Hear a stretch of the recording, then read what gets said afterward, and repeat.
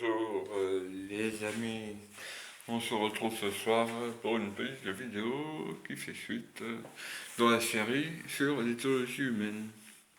Alors, ce dont j'ai envie de vous parler, c'est euh, les humanoïdes dans leur habitat aménagent des bouches d'aération. Des bouches d'aération pour renouveler l'air dans l'espace dans lequel ils vivent. Voilà, et ça, moi je me sens en relation avec les fourmis et les termites qui font des aérations pour, quand elles font de pour aérer leur nid aussi.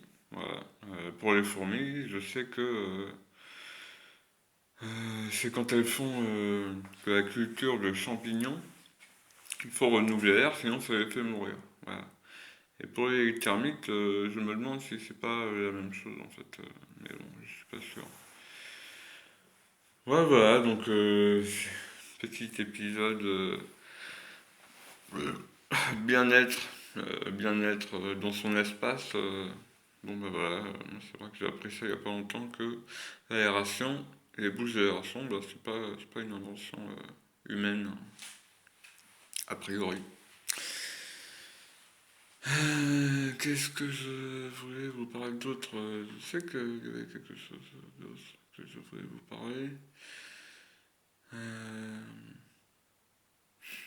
je sais plus. Ah oui, ça m'est revenu. Bon, désolé pour le petit blanc. Ça m'est revenu, donc c'est bien-être, toujours sur le bien-être. Euh, les humanoïdes sont, à ma connaissance, la seule espèce qui se retient d'expulser les gaz de son de son de son ventre.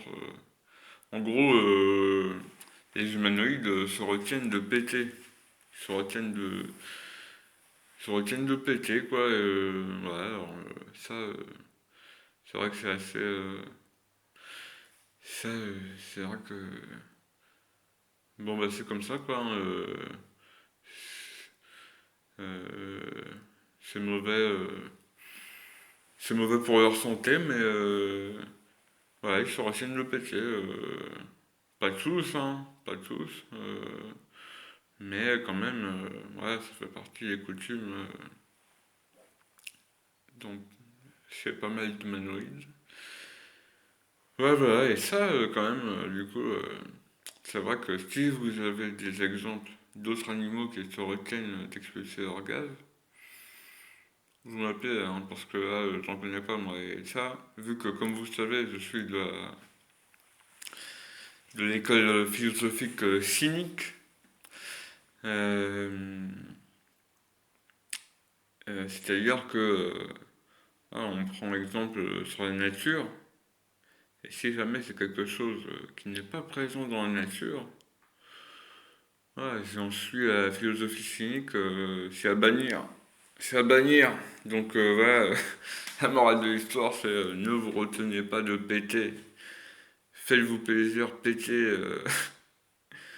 Bon, ne vous arrachez pas trop de balles hein, non plus, hein, c'est pas la peine. Voilà, tranquille quoi. C'est-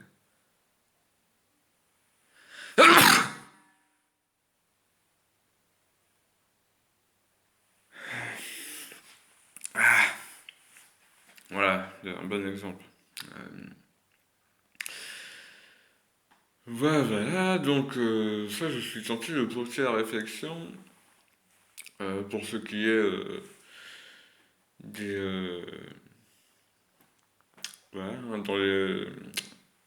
les humanoïdes non plus se retiennent de pisser, voilà, de déféquer, ils se retiennent. Alors bon, ça c'est quand même bizarre parce que c'est pas bon pour eux, donc ça pareil. Hein, bon alors dans les animaux domestiqués, le chien est dressé, c'est-à-dire que si jamais il pisse dedans ou qu'il chie à l'intérieur, il il se prend une bonne volée en général. Et puis après, ça lui rentre dans la tête qu'il faut qu'il attende qu'on le sorte pour aller pisser. Mais dans la nature sauvage, alors les animaux, euh, il y en a qui laissent leur urine. Donc est-ce qu'ils se retiennent d'uriner pour uriner quand ils veulent? Possible, c'est possible. Euh, de chier, je sais pas.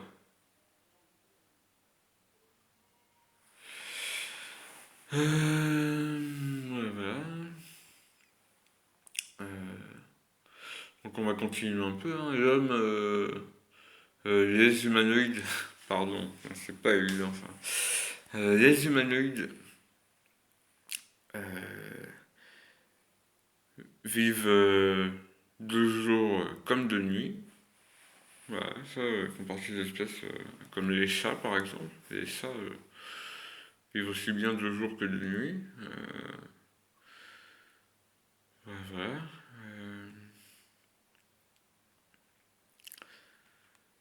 Euh, les humanoïdes, euh,